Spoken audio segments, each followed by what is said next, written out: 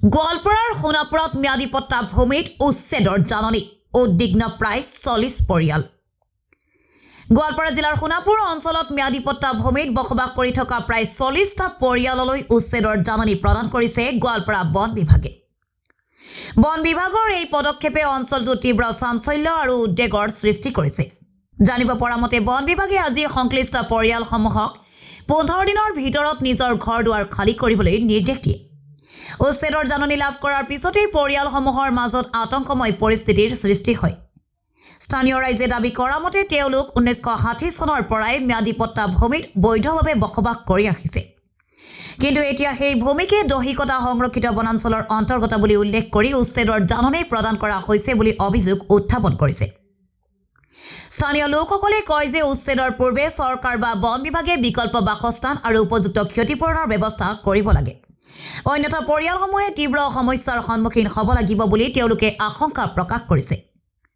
উল্লেখযোগ্য যে ঘটনাটো সন্দৰ্ভত অঞ্চলবাসীয়ে পুনৰ বিবেচনাৰ দাবী জনাইছে। News desk report ground update. এতিয়া আগত 3 মাহ আগতে নোটিছ দিছিল, এতিয়া আমি হাইকোৰ্টৰ ওচৰত ন্যায়ালয়ৰ ওচৰত চাপিছিলোঁ। তাৰে পৰা আমাক ষ্টে অৰ্ডাৰ দিছে যে পাট্টা থাকিলে থাকিব পাৰিব, যিবিলাক খাট আছিল তেতিয়া থাকিব নোৱাৰিম। আমি এইখিনিতে ভাবছোঁ এইখিনিতে শেষ হ'ল। এতিয়া যে আমি আৰু কোনো কেছ কৰা নাই, সেইখিনি চৰকাৰে মানে কিবা কেনেকে কৰিল, কেনেকে তদন্ত কৰি কিমান বছৰ পুৰণা পাট্টা? এইটো মোটামুটি 61ৰ পাট্টা হয়। 61ৰ পাট্টা হয়। 61ৰ পৰা আপোনালোকে ইয়াতে আছে। সব ডকুমেণ্ট সবেই আছে।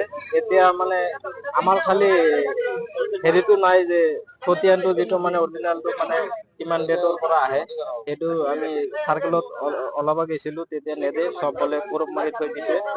তাতে সব ডিটেইলছে আছে, কিন্তু আমাক নেদে। এইবিলাক কি পাট্টা আপোনাৰ কাৰ নামত আছে? মাটিটো হেৰাম্বৰ প্ৰসাদ দাসৰ নামত আছে। হিন্দু মানুহৰ নামত এতিয়াও আছে নেকি? এতিয়া নহয়, আমাৰ নামত নামজাৰি হৈ গৈছে। এতিয়া আমাৰ নামত আছে, আমজাদ আলীৰ নামত আছে।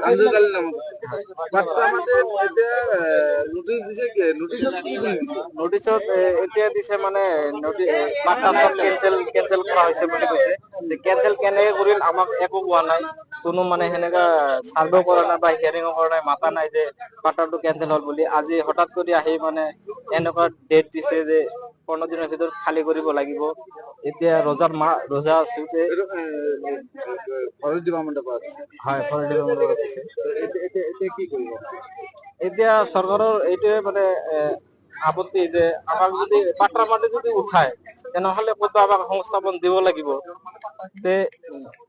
এইখিনিয়ে আৰু 70 চনৰ পাট্টা মাটি, 70 চনৰ পাট্টা মাটি এখন হাৰাশাস্তি কৰি আছে। 70 চনৰ আগৰ পাট্টা মাটি।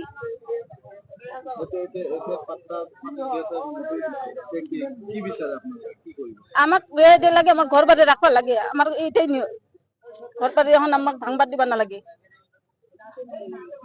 কিমান বছৰ ধৰি আপোনালোকে ইয়াতে বসবাস কৰি আছে? এতিয়া আমি 40-50 বছৰ। এতিয়া যিহেতু আপোনালোকে পাট্টা মাটিতো নোটিছ দি পেলাই কি কৈছে?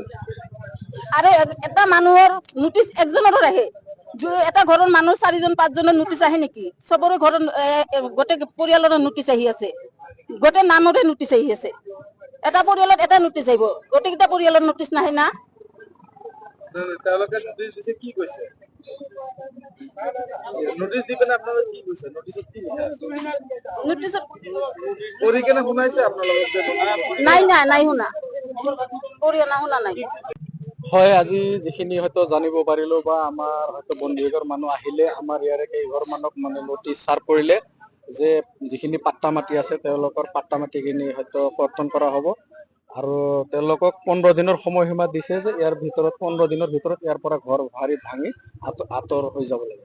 কিন্তু ইয়াত এটা কথা আছে যে ইয়াতে যিখিনি কিছুদিন আগত আমাৰ যিটো এভিকশ্যন চলিলে খাস মাটিত, সেই খাস মাটি এভিকশ্যন কৰাৰ ক্ষেত্ৰত আমাৰ কোনো কি নাই, হয়তো তেওঁলোকে মানে কৰিছে আৰু এইটো লৈ হয়তো হাইকোৰ্টত কেছ চলি আছে।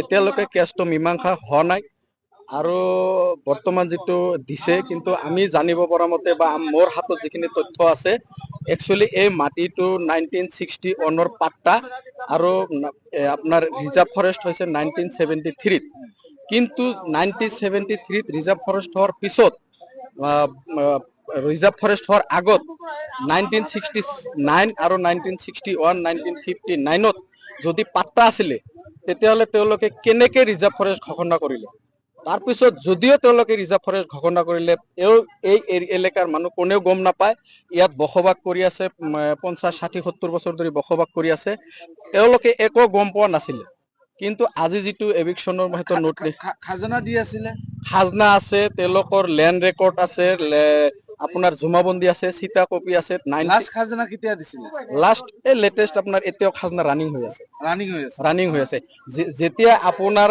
এভিকশ্যন চলিব নোটিছ চাৰ্ভ কৰিছিলে সেই সময়তো খাজনা দিয়া হৈছে মই নিজে খাজনা দিছো যদি একচুৱেলি ৰিজাৰ্ভ ফৰেষ্ট তেতিয়াহ'লে ৰিজাৰ্ভ ফৰেষ্টৰ মাটিত ৰাজহ চক্ৰ বিভাগে কেনেদৰে খাজনা ল'ব পাৰিলে নোটিছ জাৰি কৰাৰ পিছতো তেওঁলোকে পাট্টা কেনচেল কৰিলে যোনটো নোটিছত আমি তেওঁলোকৰ নোটিছ মতে আমি যিখিনি জানিব পাৰিছো পাট্টাখিনি কেনচেল কৰাৰ কাৰণে মানে অনুমোদন দিছে কিন্তু একচুৱেলি এইটো মানে এতিয়া চৰকাৰক কি আহ্বান জনাব মই এইটোৱে আহ্বান জনাব বিচাৰিছো যে চৰকাৰক যে একচুৱেলি এইটো মানে কি কৰিব লাগে মানৱীয় দৃষ্টিভংগীৰে চাব লাগে এই মানুহখিনি একচুৱেলি পাট্টাখিনি ৰিজাৰ্ভ ফৰেষ্ট ঘোষণা হোৱাৰ আগতে হৈছে নে পিছত হৈছে যদি এই মাটিখিনি ৰিজাৰ্ভ ফৰেষ্টৰ পিছত হৈছে তেতিয়া আমাৰ ক'বলগীয়া নাই আৰু যদি ৰিজাৰ্ভ ফৰেষ্ট ঘোষণা হোৱাৰ আগতে পাট্টা দিছে তেতিয়াহ'লে আমাৰ ক'বলগীয়া আছে যে এই মাটিখিনি পুনৰ বিবেচনা কৰিব লাগে চৰকাৰে যে একচুৱেলি এই মাটিখিনি মানে